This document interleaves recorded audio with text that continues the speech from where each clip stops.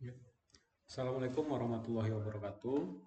Ya, di sini saya akan menjelaskan website yaitu sistem pendukung keputusan untuk rekomendasi penerima beras sejahtera menggunakan metode weighted product.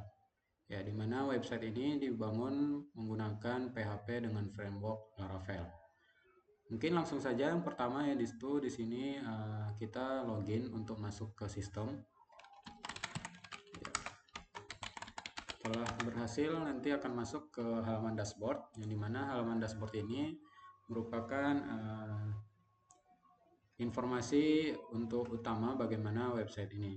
Ya, pertama ada total alternatif, nanti datanya akan dinamis sesuai dengan database, kemudian total kriteria, kemudian alternatif yang dinilai. Kemudian di sini ada penjelasan mengenai metode, kemudian ada penjelasan tentang sistem dan kriteria ataupun lain-lainnya. Ya. Kemudian di menu sebelah kiri ada beberapa menu mulai dari data alternatif, data kriteria, subkriteria, kriteria hingga nanti perhitungan untuk weighted produknya. Ya, langsung saja mungkin yang pertama menu alternatif. Ya, untuk menu alternatif ini sesuai dengan weighted product, nanti di mana data-data ini menjadi untuk acuan apakah data ini layak menerima sistem pengambil keputusan untuk beras sejahtera. Di sini bisa ditambah ataupun dihapus. Jika ingin menambahkan data, bisa ditambah seperti biasa. Ya, untuk sebagai contoh, ini saya menggunakan 10 data. Mungkin nanti teman-teman jika ingin penyesuaian boleh ditambahkan. Kemudian untuk data kriteria, ini saya menggunakan 5 kriteria, di mana di sini ada jumlah penghasilan, kemudian jenis pekerjaan, jumlah tanggungan, pendidikan terakhir, dan kondisi rumah. Untuk kriteria ini tipenya itu ada dua, yaitu cost dan benefit, yang dimana cost itu semakin bobotnya rendah dia semakin bagus, sementara untuk benefit semakin untuk cost itu jika nilainya nanti semakin rendah dia semakin bagus, dibanding untuk benefit dia semakin tinggi semakin bagus.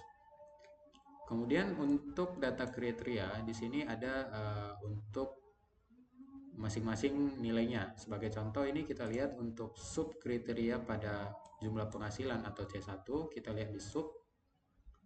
Ya, di sini ada 5 sub untuk jumlah penghasilan. Pertama yaitu ada kurang dari 500.000, 500.000 hingga 1 juta, hingga nanti lebih dari 2 juta. Di sini udah ada juga masing-masing nilainya. Karena dia bertipe cost, dia semakin tinggi, semakin rendah dia semakin bagus. Kemudian jika teman-teman ingin menambahkan pilihan lagi, tinggal ditambah di bagian sini, sub kriteria. Begitu juga dengan kriteria lainnya. Sebagai contoh sini kita lihat untuk C3 jumlah tanggungan dengan tipe benefit. Ya, untuk tipe benefit ini dia semakin tinggi, artinya dia semakin bagus untuk nilainya. Sini ada 5 sub juga, lebih dari 5 orang, 4 sampai 5 orang, 3 orang, 2 orang, 1 orang, atau tidak ada. Di sini juga teman-teman jika ingin menambahkan sub kriterianya bisa ditambahkan melalui sini. Kemudian untuk data kriteria ini juga di sini bisa teman-teman tambahkan juga jika kriteria yang data teman-teman itu lebih dari 5 atau menyesuaikan dengan data-data yang milik teman-teman. Kemudian di sini untuk subkriteria kurang lebih sama ketika kita mengklik subkriteria ini, tapi di sini dia tuh semua data yang udah ada. Sebagai contoh ini untuk kriteria jumlah penghasilan ada 1, 2, 3, 4, 5, kemudian jenis pekerjaan ada 5. Jadi di sini hanya informasi-informasi mengenai subkriteria yang kita miliki apa aja. Oke. Kemudian untuk penilaian. Nah, untuk penilaian ini di sini terdapat data alternatif yang sudah kita inputkan sebelumnya di data alternatif. Jadi ketika data alternatif ini diisi, di sini akan muncul juga untuk penilaian. Jadi sebagai contoh ini data keluarga A, kita beri penilaian. Nah, di sini nanti tinggal disesuaikan dengan kriteria-kriteria yang sudah kita miliki dari C1 hingga C5. dengan sub kriteria masing-masing. Sebagai contoh ini jumlah penghasilan. Ini saya buat di 500.000 dengan nilai 5. Kemudian jenis pekerjaan yang tidak bekerja nilai 5. C3-nya jumlah tanggungan nilainya itu 5, lebih dari 5 orang, hingga nanti kondisi rumah saya buat di sini tidak layak. Oke. Begitu juga dengan data-data alternatif lainnya. Di sini tinggal diisi penilaiannya hingga semua data terisi. Oke. Sebagai contoh ini data keluarga L, tadi ada saya tambahkan. Di sini saya belum memberikan penilaian. Jadi di sini akan kosong. Nanti teman-teman tinggal isi nih apa aja kriteria-kriteria dari si data alternatif ini. Oke. Setelah semua data diberi penilaian, artinya data siap untuk melakukan proses perhitungan weighted product. Kita masuk ke menu weighted product. Di sini datanya akan direview kembali. Di sini data yang tampil 10, sementara data alternatif kita tadi ada 11. Jadi ketika data alternatifnya itu belum lengkap, maka dia tidak muncul untuk perhitungan weighted product. Jadi yang kita hitung itu hanya penilaian yang sudah lengkap. Sebagai contoh di sini ada 10 data yang nilainya sudah lengkap dengan nilainya masing-masing. Oke.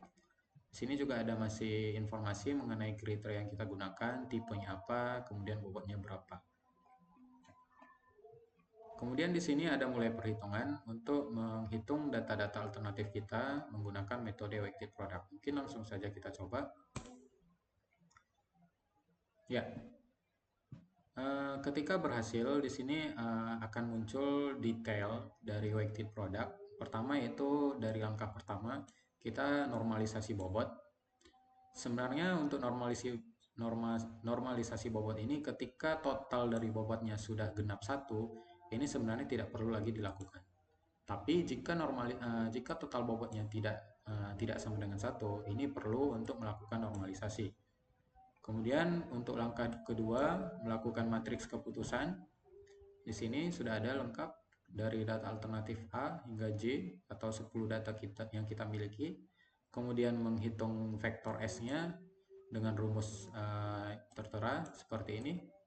Untuk kriteria yang benefit seperti ini, untuk kriteria cost seperti ini. Di sini juga sudah dipaparkan perhitungannya secara detail, kemudian vektornya, semua data sudah dihitung. Kemudian nanti di bawah ada total vektornya berapa.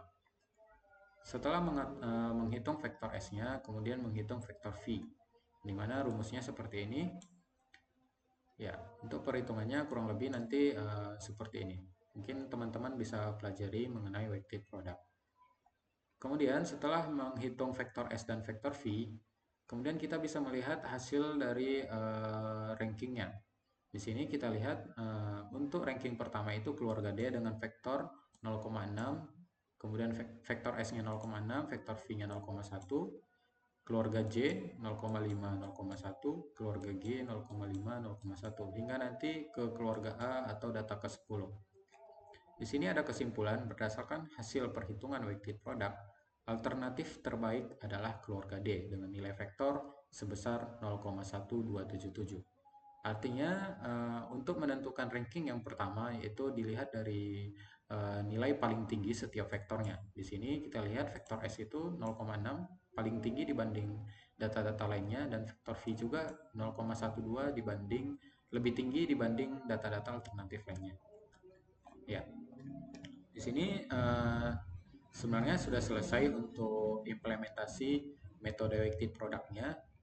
Kemudian di atas ada menu cetak atau print laporan. Di sini sebenarnya sudah lengkap. Ya, ini untuk print sederhananya. Jadi di sini sebagai user bisa melihat apakah keluarga atau data-data yang ada di website ini statusnya penerima. Ini sebagai contoh saya buat untuk penerima itu 3 teratas, kemudian sisanya itu cadangan. Ya. Kemudian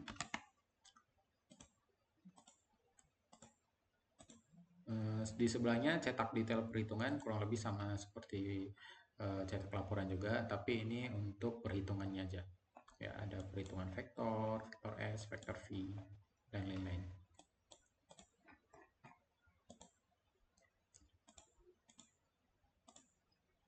Kemudian untuk implementasi website produknya sebenarnya sudah selesai.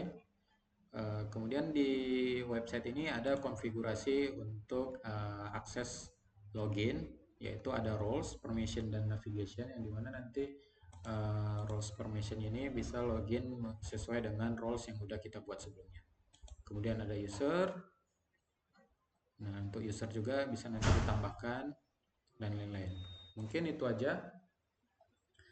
Bagi teman-teman yang pengen source code dan websitenya, bisa hubungin kontak yang ada di bio. Oke, terima kasih.